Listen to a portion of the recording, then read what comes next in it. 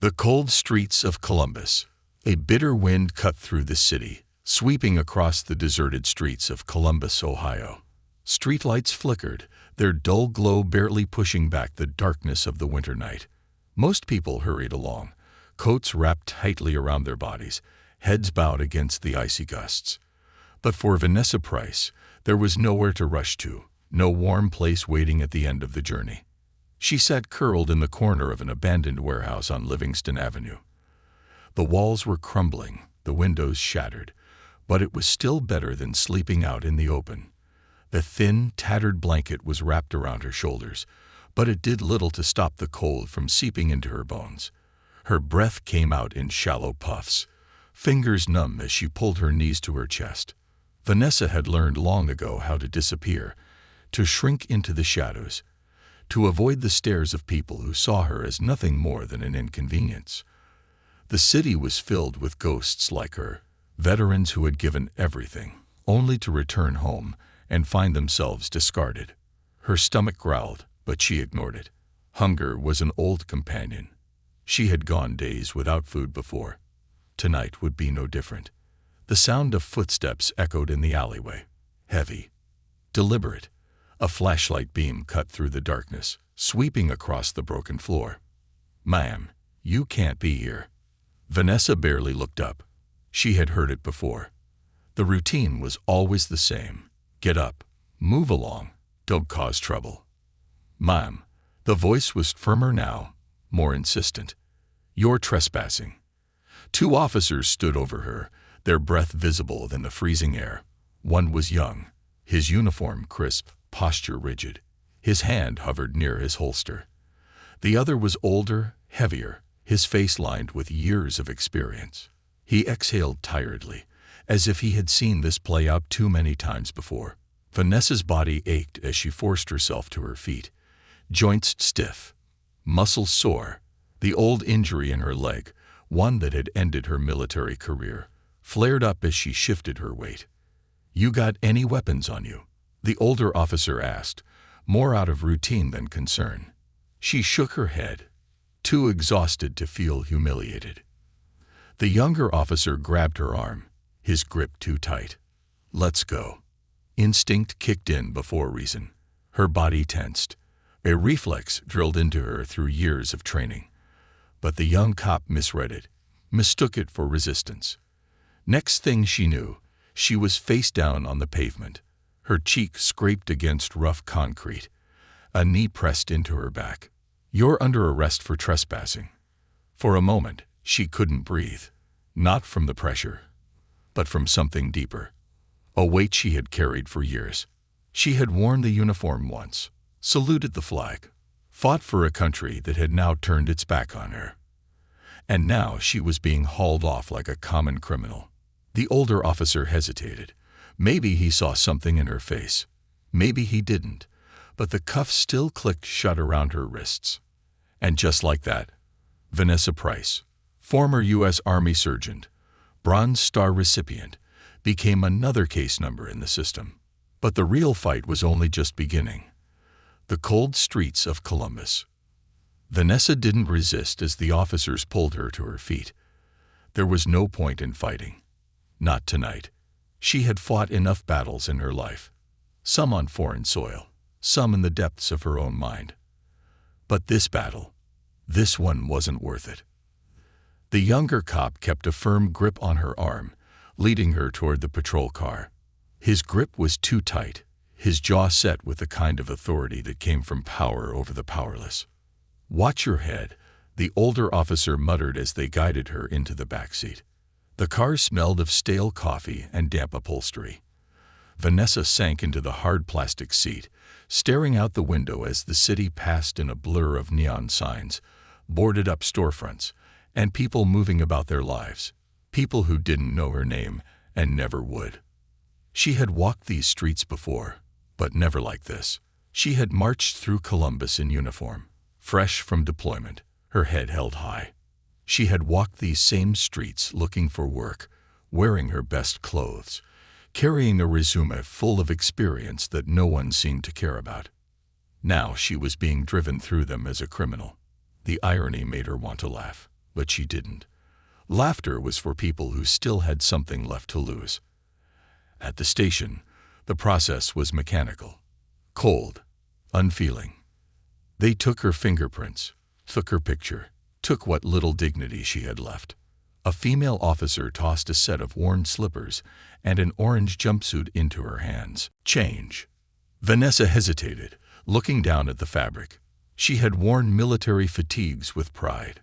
Now she was being dressed like a convict, like someone who had done something wrong. She changed in silence, her movements slow and deliberate. The jumpsuit was stiff against her skin, the fabric rough and unfamiliar. When she stepped out of the changing room, another officer led her down a series of dimly lit hallways, the sound of heavy boots echoing against concrete floors. Her cell was small, bare, a cot with a thin mattress, a steel toilet in the corner, a single blanket that smelled of bleach and despair.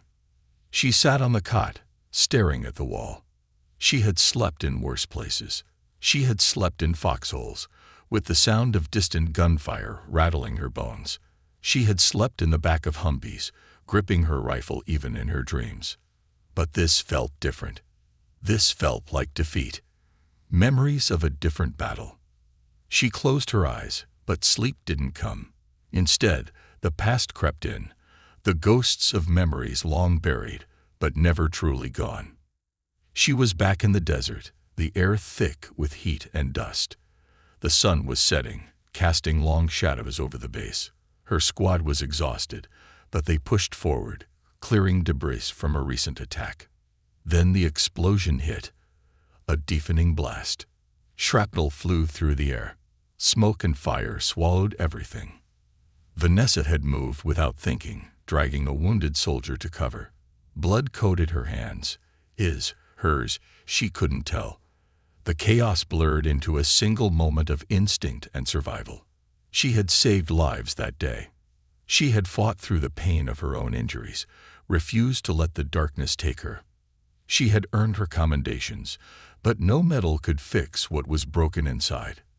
The nightmares followed her home, lingering in the corners of every quiet room. But the world didn't have time for broken soldiers.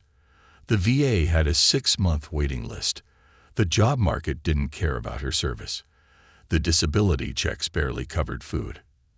And when the eviction notice came, no one had stepped in to help. Now here she was, another name in a system that had already forgotten her. A visit from the public defender. The next morning, the cell door clanged open. "Price," a guard called. Vanessa looked up, her body stiff from sleeping on the hard cot. A man in a wrinkled suit stood outside, holding a thin folder. His eyes were tired, his posture slouched. "Vanessa Price." She nodded. He flipped through the papers, his expression unreadable. "I'm your public defender. You're being charged with criminal trespassing. It's a misdemeanor, but if you have priors—" "I don't," she interrupted. He nodded. "All right. The DA might offer a deal. Time served, maybe some community service. You got anywhere to go if they let you out." She didn't answer. His sigh was heavy. He scratched something into his notes. "You'll be in front of the judge tomorrow," he said. "Just be respectful, and we'll see what happens." Vanessa didn't have high hopes. She had seen how the system worked. People like her, people without homes, without power, rarely walked away from courtrooms with dignity. That night, she lay on the cot, staring at the ceiling. Would they let her go? And if they did, where would she go? She had no idea that by the next afternoon, her name would be on everyone's lips. And what would happen in that courtroom would leave the world in shock. The courtroom awakening. The morning came too soon. A loud clang jolted Vanessa Price awake, her muscles aching from the unforgiving cot. The cell reeked of disinfectant, sweat, and something stale, like hopelessness, settled into the very walls. For a moment, she forgot where she was. Then reality sank in. She was in jail. Again. Not in the desert. Not in a barracks. Not in the safety of a base where, despite the danger, she had a purpose. She was in a place where she was nothing but a case number. a forgotten veteran caught in the system that had no room for her. "Price," a guard's gruff voice called from down the hall. "Get ready. You're going to court." She sat up, her limbs stiff, her head heavy from lack of sleep. The weight of the past 24 hours crushed her chest, but she had no choice but to push it aside. Vanessa took a deep breath and stood. The ride to the courthouse. She was shackled before she even left the cell, the cold metal cuffs biting into her wrists. They led her out, past rows of cells, past faces of other women who had long since accepted their fate. Some looked at her with pity, others with indifference. She walked past them, silent. Outside, a transport van idled, waiting.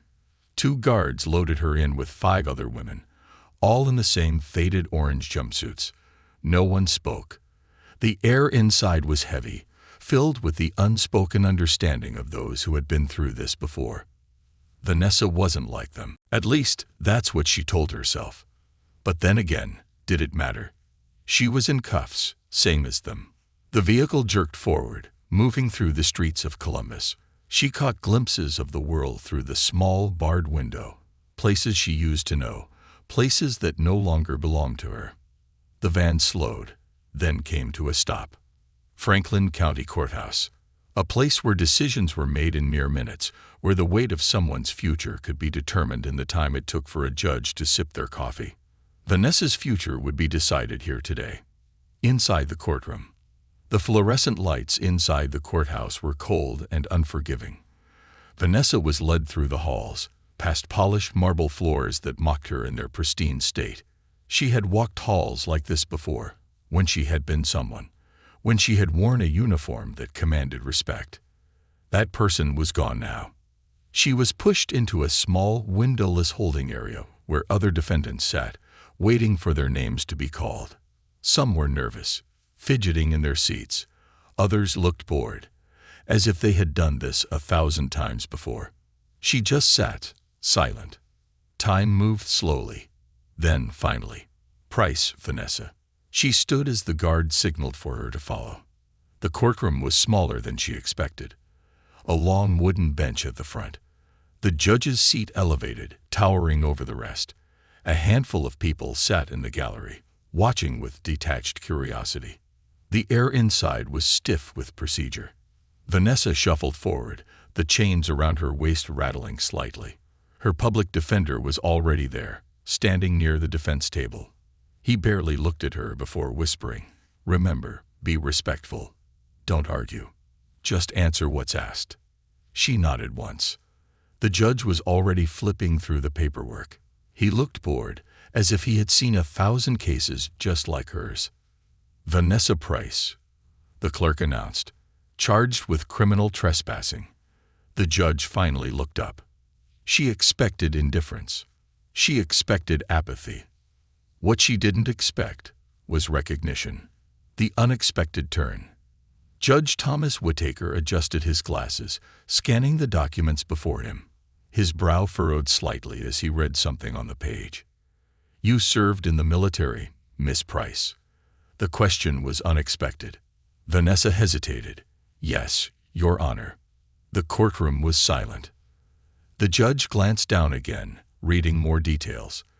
Then he looked back up at her, his expression unreadable. 2 tours in Afghanistan. Honorable discharge. Bronze Star recipient. Is that correct? Vanessa stiffened. She hadn't expected this. She wasn't used to people caring. "Yes, Your Honor." A murmur rippled through the small audience. Even the prosecutor looked surprised. The judge tapped his fingers against the bench, deep in thought. Then, in a softer voice, he asked, "Miss Price, what happened when you came home?" The air in the room felt heavy. Vanessa swallowed. What was she supposed to say? That she had come home to nothing. That the country she fought for had no place for her. That she had done everything right, followed every rule, and still ended up sleeping in the cold. She clenched her fists. "I tried, Your Honor. I really did." The prosecutor shifted, uncomfortable. The judge leaned forward. "Explain." Vanessa exhaled. I applied for jobs, but no one wanted to hire me. My VA appointments were months away. Disability checks barely covered food, let alone rent. And when I couldn't pay, I got evicted. Shelters were full. The streets were my only option. Silence. The judge's expression didn't change, but something in his eyes did. For the first time, she didn't feel invisible. The prosecutor cleared her throat, breaking the moment. Your Honor, while Miss Price's service is commendable, the law is clear. She was trespassing in a condemned property. The city received multiple complaints. The judge raised a hand, silencing her. He turned back to Vanessa. Do you know who I am? Vanessa frowned. No, Your Honor. He nodded, almost as if he expected that. 15 years ago, my son served in Afghanistan. He was young, barely out of high school. He told me stories about a Sergeant Price, a woman who trained new soldiers, who pushed them to be better, who saved his life when his convoy was hit by an IED. The room fell into stunned silence. Vanessa's breath caught. She had trained dozens, no, hundreds, of soldiers over the years, their faces blurred together, but their stories remained. The judge sighed, rubbing his temple. My son didn't make it home. A heavy pause. But before he died, he told me something that stuck with me. He said that the hardest part about serving wasn't the war. It was coming home. The prosecutor shifted uncomfortably. Judge Whittaker took a slow, deliberate breath. We failed you, Miss Price. This country failed you. Vanessa's throat tightened. And then, in a move that no one expected, he reached for the file, glanced at it one last time, then ripped the papers in half. Gasps filled the courtroom. Case dismissed, he declared, tossing the torn pages aside. Miss Price, you are free to go. The words barely registered. Free? The prosecutor opened her mouth to protest, but the judge wasn't finished. Furthermore, he continued, I'm making some calls. I know people in the Ohio Veterans Affairs Office and the Franklin County Housing Program. By the end of today, you'll have a place to stay and a caseworker to help get you back on your feet. Vanessa's legs felt weak. She had walked into this courtroom expecting nothing. Now, for the first time in years, she had hope. The judge nodded at the bailiff, unshackled her. The cold steel slid from her wrists. She rubbed them absent-mindedly, still in disbelief. Judge Whittaker turned to the prosecutor. And I suggest your office start looking at these cases differently. You don't get to just check a box and move on. People's lives are at stake. The prosecutor, visibly flustered, gave a stiff nod. Vanessa took a deep breath. She had spent years serving her country. Maybe now, it was time to fight for the ones who had been left behind. A second chance, a new battle. The cold air hit Vanessa Price as she stepped out of the Franklin County Courthouse. The world outside had not changed in the hours she had spent in that sterile courtroom, but everything inside her had. She was free. And yet, freedom felt foreign. A crowd had gathered outside. Some reporters sensing a story, others just curious passersby who had no idea what they had just witnessed inside those walls. For them, it was a moment. For Vanessa, it was a battle she had won against a system that had long since abandoned her. A woman in a crisp navy suit approached her with a clipboard in one hand and a cell phone in the other. Miss Price. The woman spoke with authority, but there was no judgment in her voice. I'm with the Franklin County Veterans Housing Program. We have a place for you. A place for her. The words hung in the air, foreign and strange. For years, she had been just another invisible figure among the city's forgotten. Just another person people walked past without a second glance. Now, for the first time in years, someone was looking at her, not as a problem, but as a person. Vanessa hesitated. This was real. She turned slightly, her eyes scanning the street. Across the road, sitting on a bench with his arms wrapped around himself, was another homeless vet. His head was bowed, his posture one of quiet defeat. She wasn't the only one. She had won a battle today, but what about him? What about the others? Something in her chest tightened. She exhaled sharply, forcing herself to focus. One step at a time.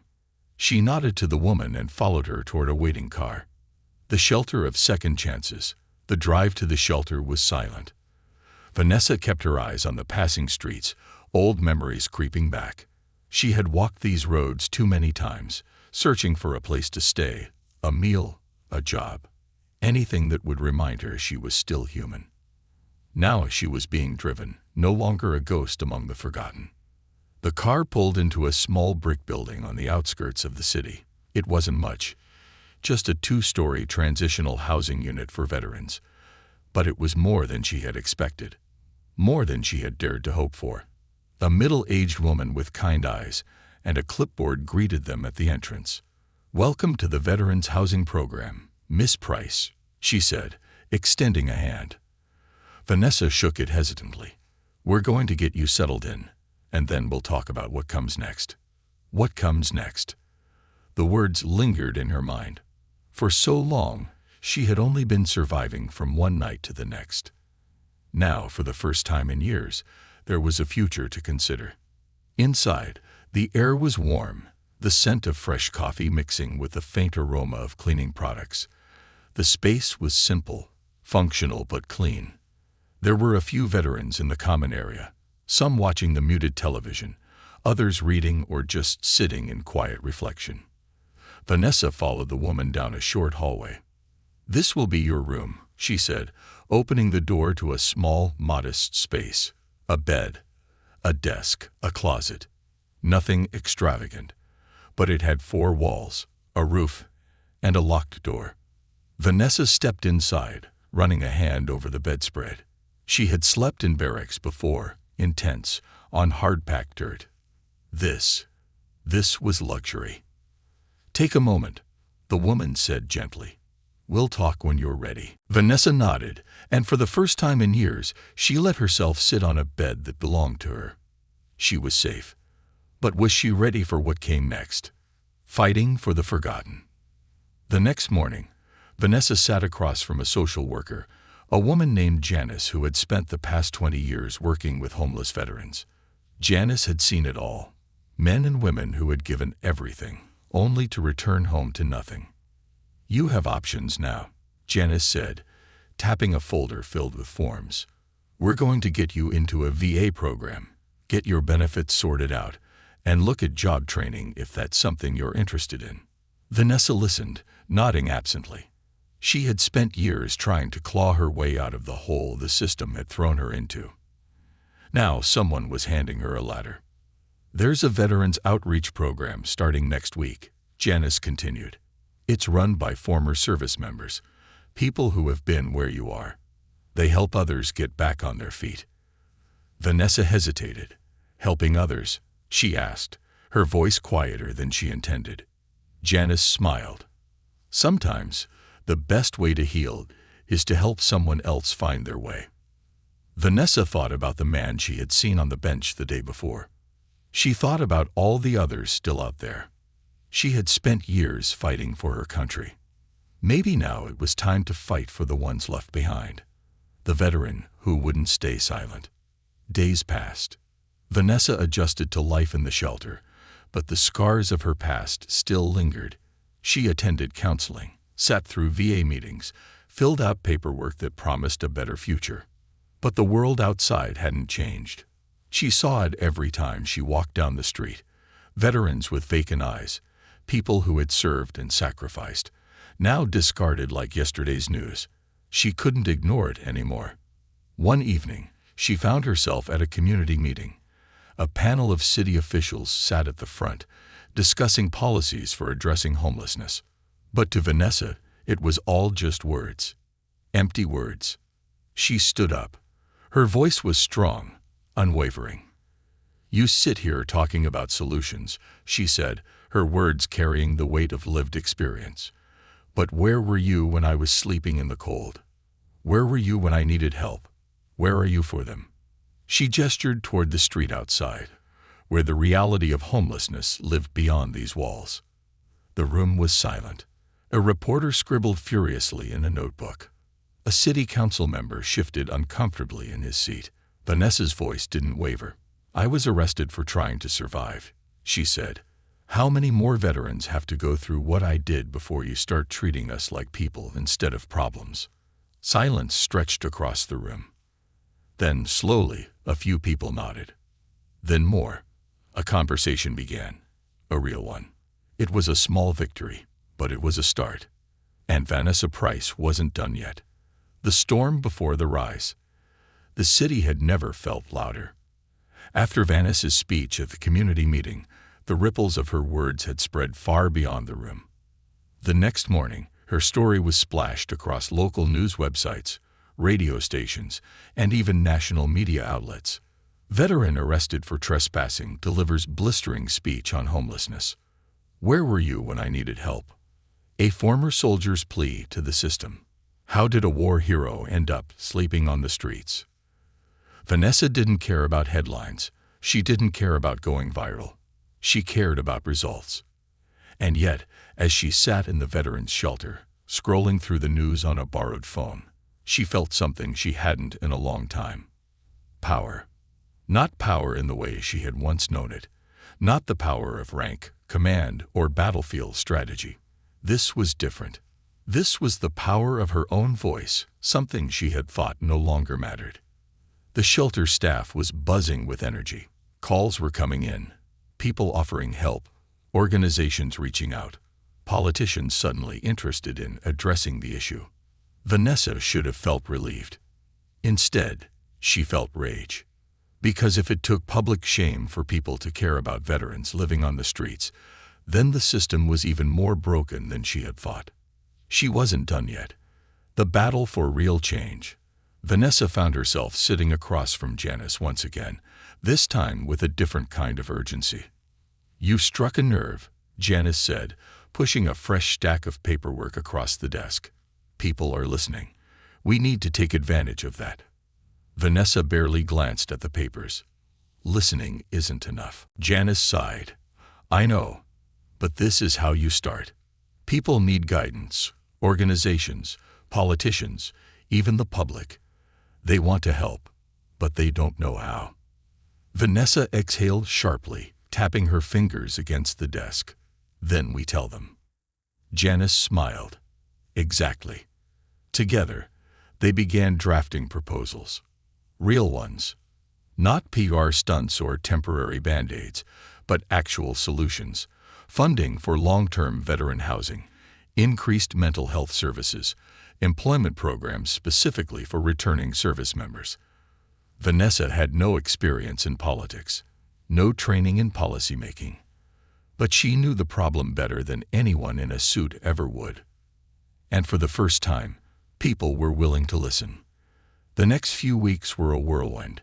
She was invited to interviews, some on local TV, some with independent journalists, even a few national networks. She sat on panels alongside activists and experts, listening, learning, and sharing her story. And every time she spoke, she made sure people understood one thing. Her story wasn't unique. For every Vanessa Price who found a way out, there were 100 others still out there, forgotten. Not everyone wanted to listen. With attention came resistance. Not everyone was happy about Vanessa's sudden rise as an advocate. Some politicians dismissed her as another loud activist looking for attention. Some conservative commentators accused her of milking her veteran status for handouts. Some anonymous voices online attacked her credibility, claiming she must have done something wrong to end up homeless in the first place. One morning, Vanessa's phone buzzed with a message from an unknown number. "Stay in your lane, soldier. This isn't your fight." She stared at the screen, unshaken. She had been shot at. She had been in explosions. She had survived war zones. If these people thought some threats or insults were going to stop her, they had no idea who they were dealing with.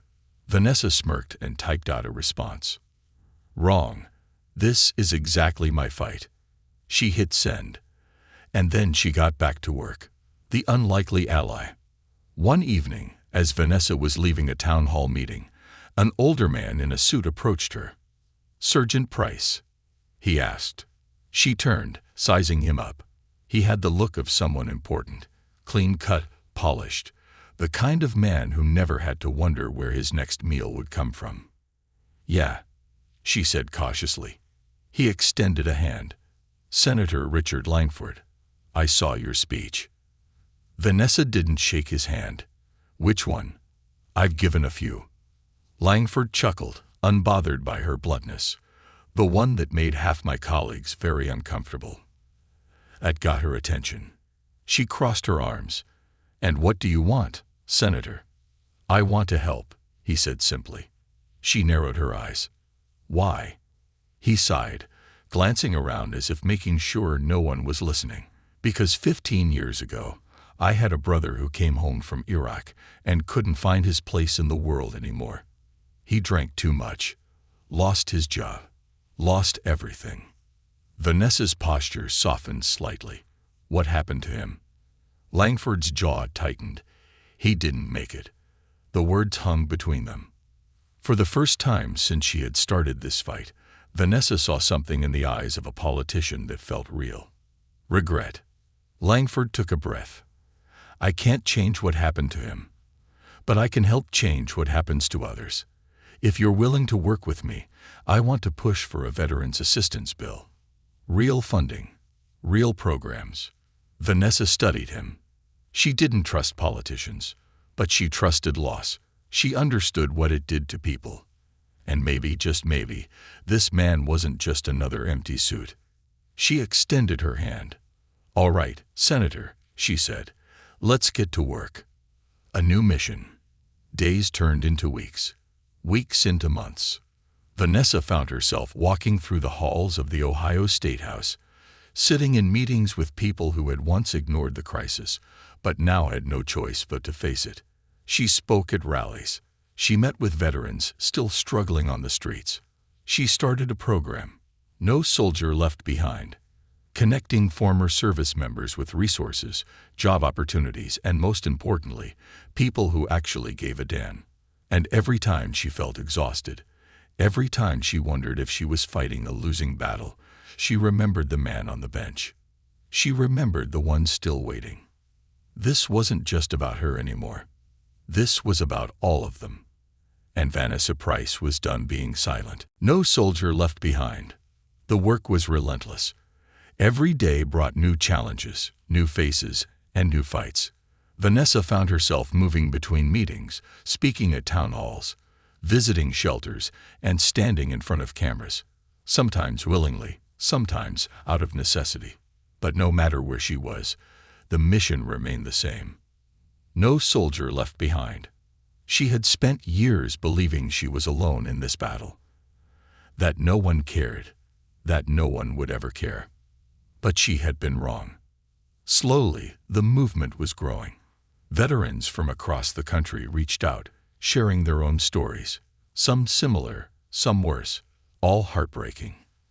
Nonprofits offered resources, social workers volunteered their time. And then something unexpected happened. The No Soldier Left Behind initiative caught fire. What had started as a simple outreach program turned into something much bigger. Donations poured in. Companies pledged to hire veterans. Community leaders started listening. But the real victory came when Vanessa received a call from Senator Langford. "We've got the votes," he said. Vanessa sat up straighter. "For the bill." "For the bill," he confirmed. "It's going to the Senate floor next week." Her heart pounded. This wasn't just a speech. This wasn't just a protest. This was real. This was action. She clenched her fist. "Then I guess we better make sure it passes." The fight in Washington. A week later, Vanessa stood in Washington, D.C., walking the halls of Congress with a military straightness to her posture. It felt surreal. She had spent years being ignored, pushed aside, treated as if she didn't matter. And now, politicians, people who had once dismissed her as just another homeless statistic, had no choice but to listen. Senator Langford led the charge. The bill, officially called the Veterans Recovery and Reintegration Act, promised funding for emergency housing, expanded mental health services, and a streamlined process for job placement. It wasn't a perfect bill, but it was a start. The hearing room was packed. Reporters, officials, veterans, and advocates all gathered, waiting. When it was Vanessa's turn to speak, she stepped forward, facing the panel of senators. She didn't need notes. She spoke from memory, from pain, from truth. "I spent years fighting for this country," she said, her voice steady. "And when I came home, I was abandoned. I lived on the streets. I begged for help, and got none. I was arrested for trying to survive." The room was silent. "But my story isn't special," she continued. "It happens to thousands of veterans, men and women who risked everything, only to come home to nothing." She turned toward the officials before her. "You say you support the troops," she said, letting the words hang in the air. "Now prove it." A few senators shifted in their seats. Some nodded. Some avoided her gaze. But they heard her.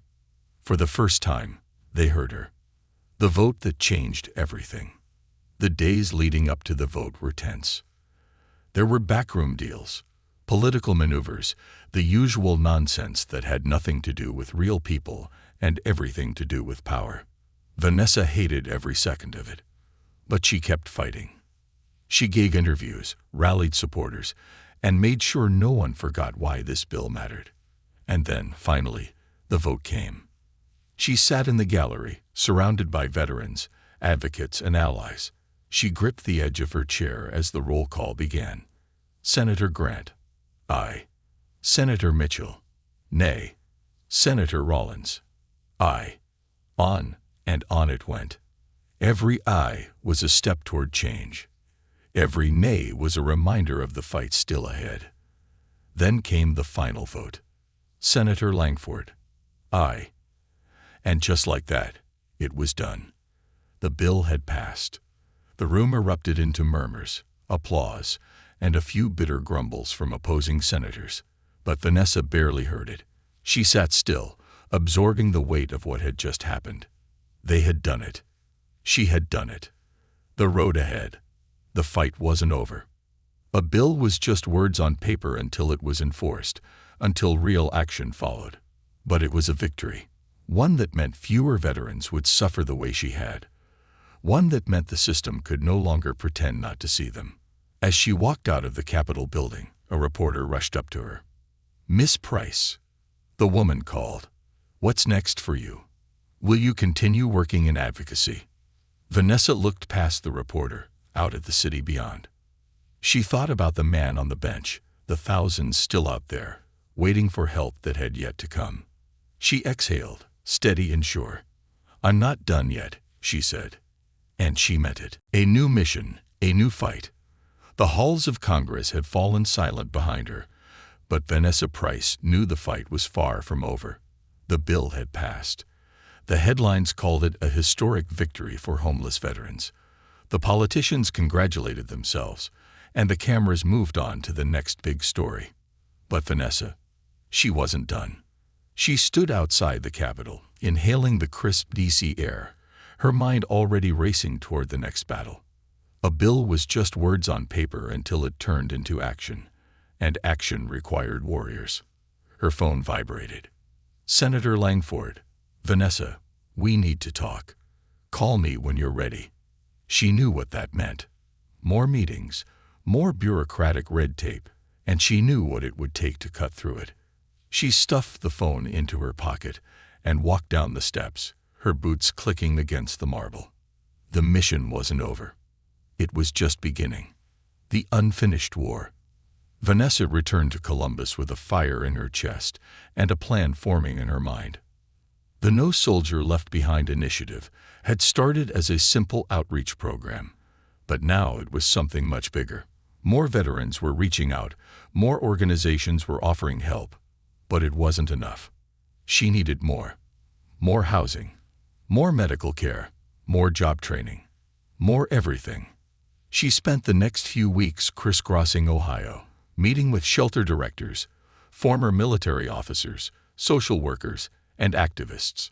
She spoke to veterans still on the streets, listening to their stories, understanding their struggles. Some were like her, former soldiers who had fallen through the cracks. Others had been broken by war, their minds never fully returning home.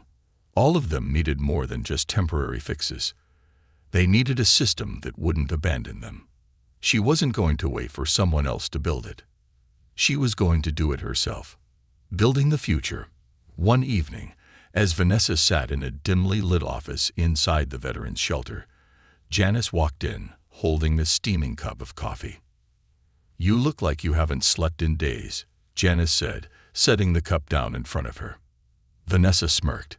"That obvious." Janice pulled up a chair. "You've been working nonstop since you got back. What's the plan?" Vanessa exhaled and leaned forward. "We need a permanent veterans center. Not just a shelter, not just temporary housing. Something real. A full-scale reintegration facility. Therapy, job placement, medical care, legal aid, everything in one place." Janice blinked. "That's huge." "I know. Do you have funding?" "Not yet." Janice let out a low whistle. "You're really doing this, aren't you?" Vanessa's eyes burned with certainty. "I have to." Janice studied her for a long moment before nodding. "Then let's get to work." The battle for resources. Vanessa's first obstacle was money. Government funding moved too slowly. Donations were inconsistent. So she turned to the one place she knew had resources: corporate America. Armed with nothing but a notebook and sheer determination, she set up meetings with CEOs, executives, and business owners. Some were interested, others skeptical. One meeting stood out. She sat across from John Reynolds, the billionaire CEO of Titan Industries, one of the biggest private defense contractors in the country, a man who had made his fortune supplying weapons and technology to the military. He folded his hands on the table. "Why should I invest in this, Miss Price?" Vanessa didn't flinch. "Because your weapons put some of these veterans in the ground, and your contracts made billions while some of them came home to nothing." A tense silence stretched between them. Then Reynolds did something unexpected. He laughed. "You've got guts," he said, "and you're not wrong." He leaned back in his chair. "How much do you need?" Vanessa pulled out her notes. "A facility like this, we're talking millions." Reynolds whistled. "Ambitious." "I don't do small," she shot back. Another moment of silence. Then, to her shock, Reynolds nodded. "I'll cover half." Vanessa's fingers tightened around her pen. "And the other half?" "You get the government to match it," he said. "Prove to me they care as much as you do." Challenge accepted. A veteran's home. The veteran's future. With half the funding secured, Vanessa turned to Senator Langford. The two met in his office late one evening, documents and proposals spread across his desk. "You're insane," Langford muttered, flipping through the papers. "This isn't just a shelter, it's a damned city." "A city for veterans," Vanessa corrected. "A place that doesn't just put a roof over their heads but gives them their lives back." Langford rubbed his face. "Do you have any idea how much pushback this will get?" "Yes." "Do you care?" "No." Langford sighed heavily. Then, without another word, he reached for his phone. "Let me make some calls." 1 year later, the doors open. The grand opening of the No Soldier Left Behind Veterans Center was unlike anything Vanessa had ever experienced. A massive crowd gathered outside the facility, a former industrial building now transformed into a state-of-the-art reintegration center. Reporters, politicians, veterans, families. A stage had been set up, and as Vanessa stepped onto it, the applause was deafening. She scanned the crowd, her heart pounding. She had fought battles in war zones. She had fought battles in the streets. She had fought battles in courtrooms and boardrooms. And she had won. She took the microphone, inhaled deeply, and spoke. "This isn't about me," she said. "It's about the ones who didn't get their second chance, the ones who were forgotten." She looked out at the veterans in the crowd, some standing tall, others leaning on canes, some in wheelchairs. You are not forgotten anymore. More applause. Some wiped away tears. She lifted her chin. This is only the beginning. And she meant it. The fight never ends. That night, long after the speeches were over and the cameras had left, Vanessa walked the halls of the center. Rooms filled with veterans receiving counseling, job training sessions in full swing. Doctors providing medical care to those who had gone years without it. She stopped by one of the dorm rooms. Inside sat a man she had once seen on a bench in Columbus, the same man who had been wrapped in an old coat, staring at the ground with vacant eyes. Now he had a bed, a future. He looked up at her. Sergeant Price. She smiled. Just Vanessa. Thank you, he whispered. She nodded. You're not alone anymore. And as she walked down the hallway, she knew, deep in her bones, that this was her new mission. The war was over, but the fight for her fellow soldiers would never be. And she was ready for it. The legacy of the forgotten soldiers. Vanessa Price sat on the rooftop of the No Soldier Left Behind Veterans Center, staring out at the city skyline as the sun dipped below the horizon. The center had been open for 6 months now, and already it had saved hundreds of lives. But the work wasn't done. The fight was never truly over. She leaned against the railing, watching the street below, where a line of veterans waited outside the entrance. Some carried all their belongings in battered backpacks, some limped from old injuries, and others simply stood, lost in thought. They had come seeking shelter, a fresh start. And Vanessa had promised them just that. She exhaled deeply. How did it come to this?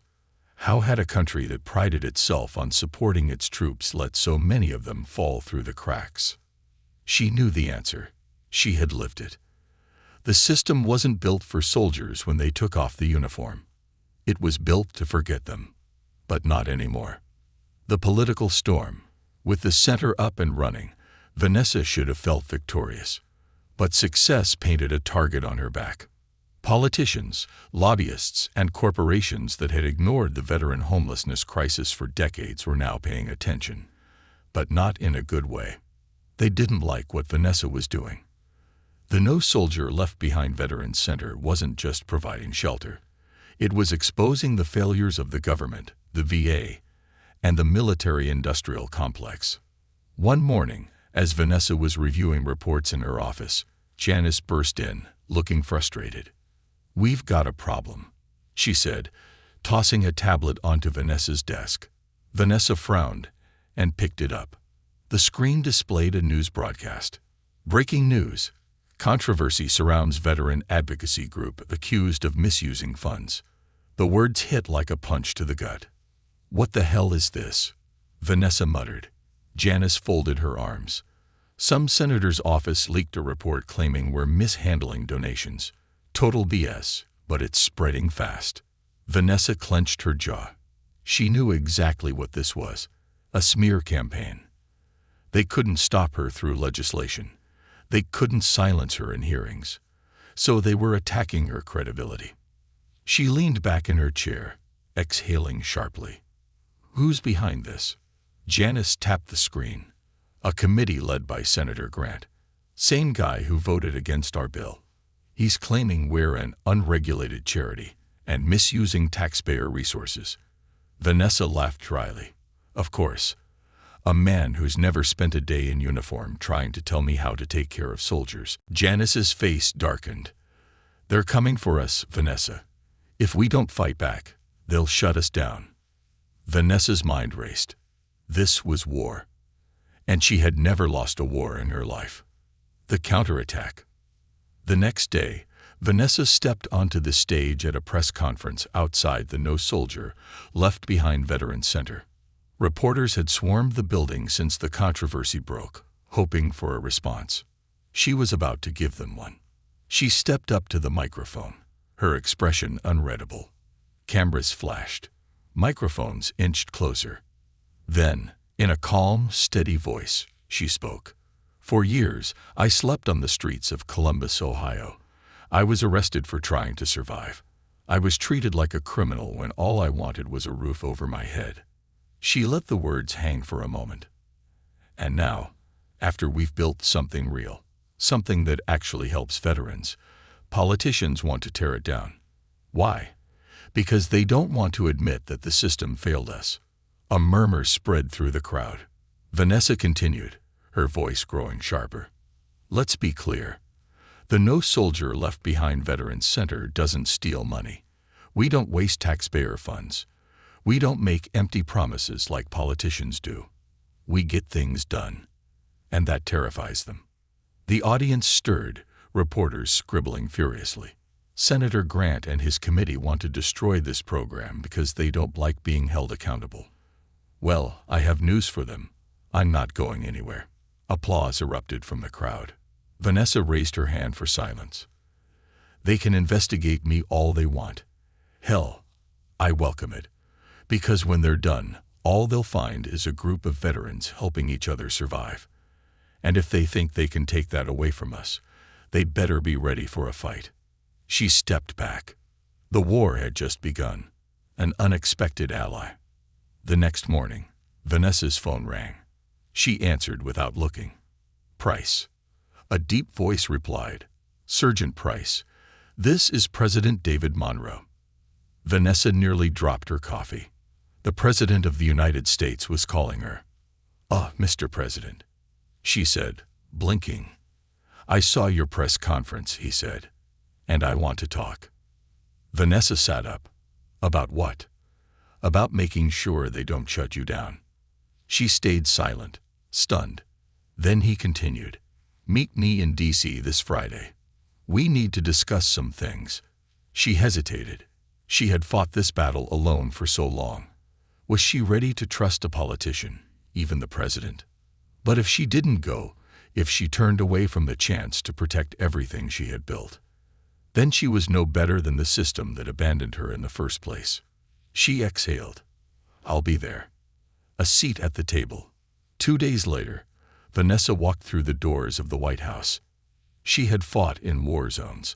She had faced homelessness, injustice, and political attacks. But nothing had prepared her for sitting across from the President of the United States. President Monroe, a former Marine, studied her for a long moment. Senator Grant wants you gone, he said bluntly. Vanessa didn't flinch. I know.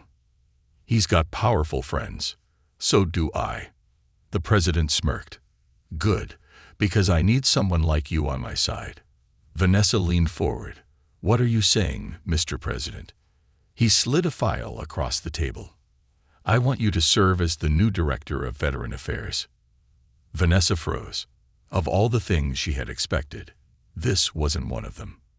She stared at the file. Why me? She asked, her voice quieter now. Because you don't take orders from politicians, Monroe said. And that's exactly what the VA needs. Silence stretched between them. Vanessa's mind raced. Could she do this? Could she actually take the fight inside the system and change it from within? She thought about the streets, the cold, the loneliness. She thought about the men and women still waiting for help that never came.